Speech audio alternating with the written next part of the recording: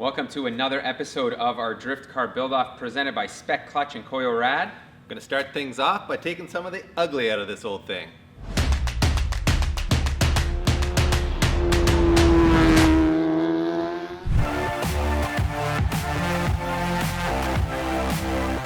If you watched our intro episode, you will know our hood is trashed.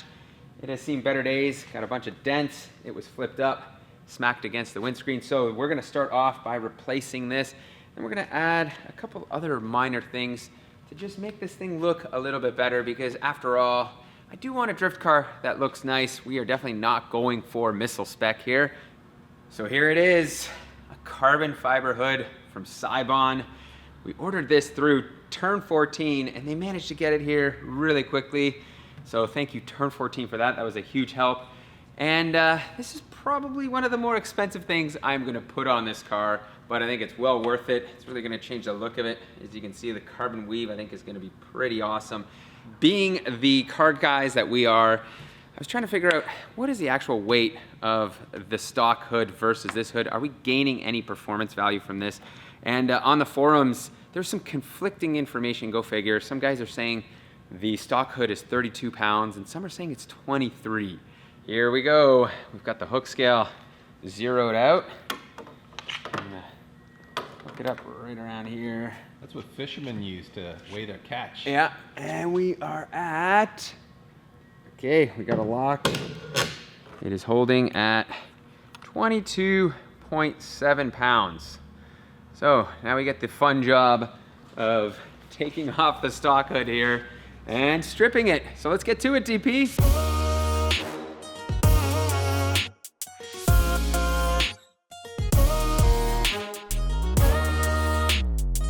And just like that, the hood is off. I've got the hook scale zeroed. Let's get this on here, and we are at 23.6 pounds.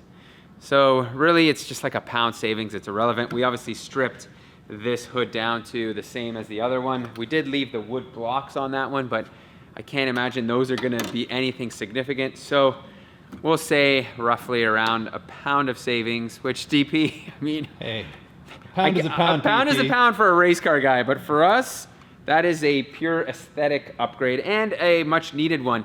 Now, the other question I have for you guys is, should I put the BMW Rondell on that hood, or should I get a OEM one? Because I think this one's aftermarket with like the car. I mean, it kind of looks cool with the carbon fiber, but at the same time, I'm more of a traditional kind of person in terms of badging, so we'll give this some thought. If you guys want to post in the comments, I don't have one ordered up, so it doesn't matter. I'm not putting it on just yet, but maybe we'll see what this one looks like by just placing it there. Boy, oh boy, we've got ourselves a hood. It latches. However, if you are installing a Sibon carbon fiber hood, on almost any car, there's going to be a bit of work. This car specifically, because of the kidney grills, I had to do some minor sanding, clearancing to get these to fit properly. They're in there. I wouldn't say they're 100%. I think this one sits a little bit lower. This one sits a little bit higher, but again, not that big a deal on a car like this. Same thing with this. It required a bunch of work to get it to fit OEM-like. But it is in there. So that was, God, what, a full hour, DP? At least, yeah. When I thought this was gonna take 10 minutes. That's how it goes. E and DP aren't 100% sure on these black grills. So I bought these used instead of our chrome ones.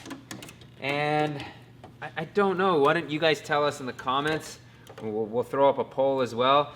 You think the chrome look is better or all blacked out? I mean, the blacked out one fits the carbon fiber hood better, but at the same time, this kind of gives it a little bit of contrast. So that's one of the things we may end up switching out, but for the most part, I'm gonna leave this because it took a lot of work to actually put in. Lastly, here is our aftermarket carbon fiber Rondell. And I don't know, DB, I kind of think it fits. I mean, it is aftermarket and it is yellow. Yeah, I kind of like that it But- ties in with the paint. It does tie in with everything, so what do you think? I think I would use it just because it kind of has that weave in it that matches Yeah. the carbon hood, and being that gold tint kind of matches the paint. All right, I well, like it.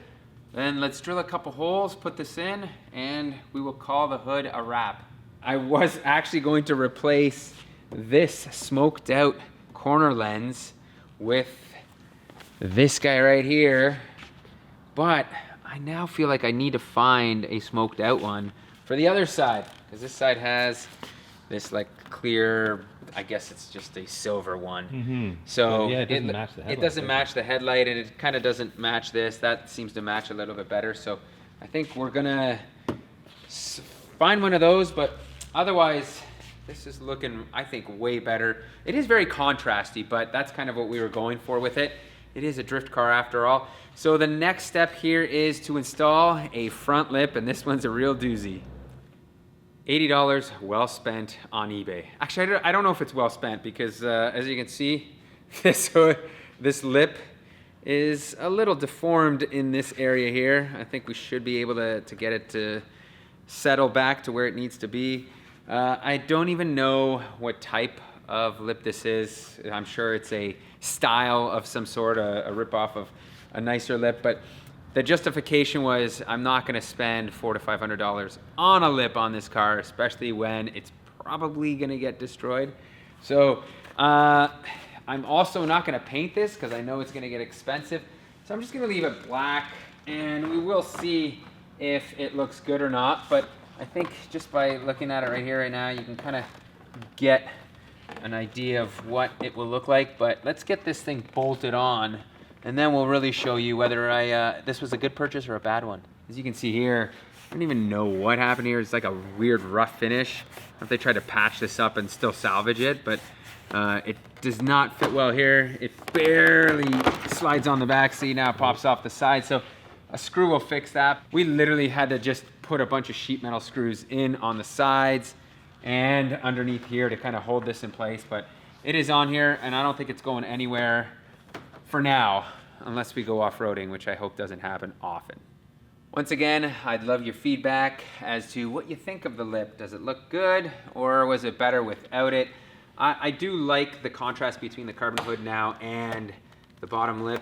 I should also mention this lip came with these little add-ons that go under here, and I'm not sold on them. I don't know. I kind of like it as a one piece, but with them on here, they do give it more aggressiveness. I don't know. So Those are splitters, bro. Everyone needs oh splitters. yeah, on their these are drift for car. sure. These are definitely splitters. Man, I am finding all sorts of new things on this car. I didn't know it had this small little carbon fiber emblem back here as well. I guess it was a good thing we went with the other one, right, DP? Now That's we've right. got matching front and rear sets. Key. And for the rear, instead of putting a big wing on it, I figured I would put a small little trunk lip. I think that's what they call them. Another wonderful eBay purchase. This one I think is a little bit better because this was $36 and it comes painted. Whew. So the fitment on this should be much better. The problem is it's not exactly really warm here. No. So, no, I don't think it is. I think we might have to heat this up a bit here Yeah, heat is a good idea. because I do not think, She not gonna stick? yeah, it doesn't want to stick. Damn. Whoa, whoa, whoa, whoa, whoa, whoa. You're off task here. Oh, sorry. All right. Now will it stay on? Yeah, a little bit of heat. I wonder Oh, this side's peeling up a bit. It's the corner that's giving me problems. maybe we didn't need to put more heat in that corner. Yeah, no, you know what? I think the issue is The curvature of the trunk. yeah, exactly. Sweet. That was much easier than the front, I will say that. Now there is one last thing that I want to take care of today, and that is the taillights on this car.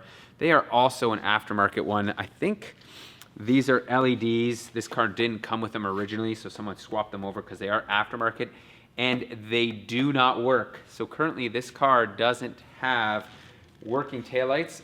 There we go. Okay. It's a shame to get rid of these because these are actually really nice LED rear taillights, but as I said, they don't work.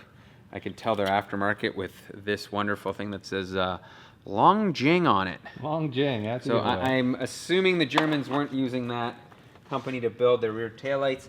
And here is my OEM replacement. Sadly not LED. The budget did not call for that.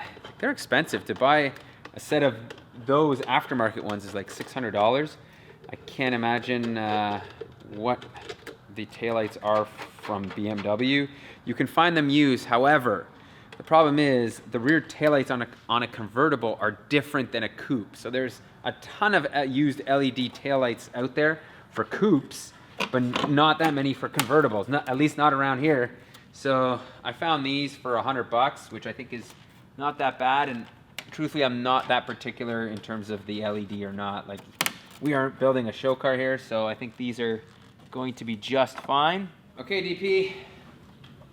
We got turn signals. Those are turn signals, hazards. All right, and we have brake. We got brakes. Okay, and then do we have parking lights? We got parking lights. All right, so that is a win.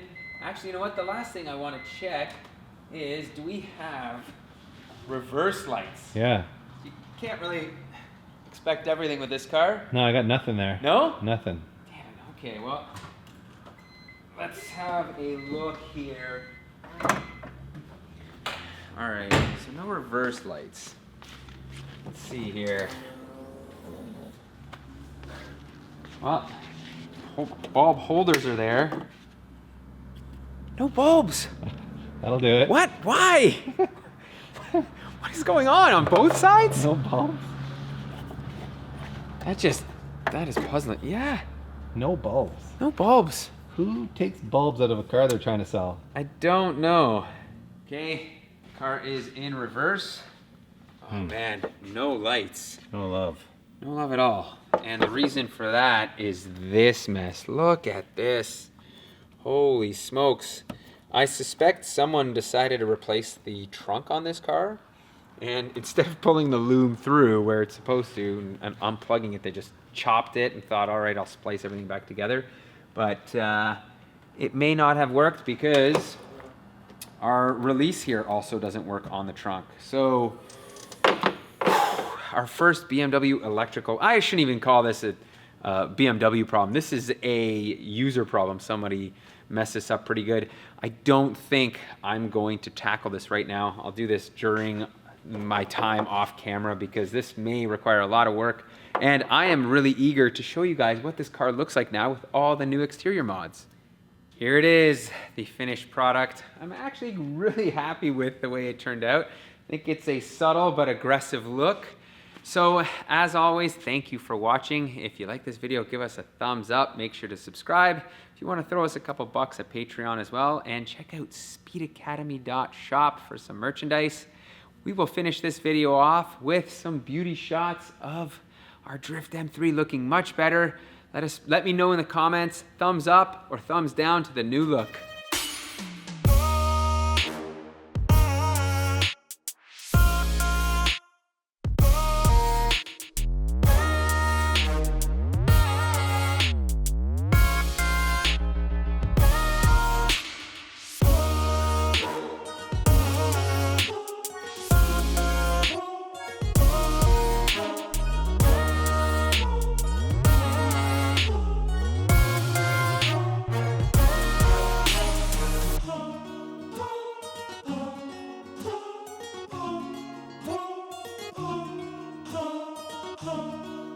$4,000 M3 toolkit. $4,000 M3 trunk struts. $4,000 M3 rest spot. $4,000 M3 shift knob.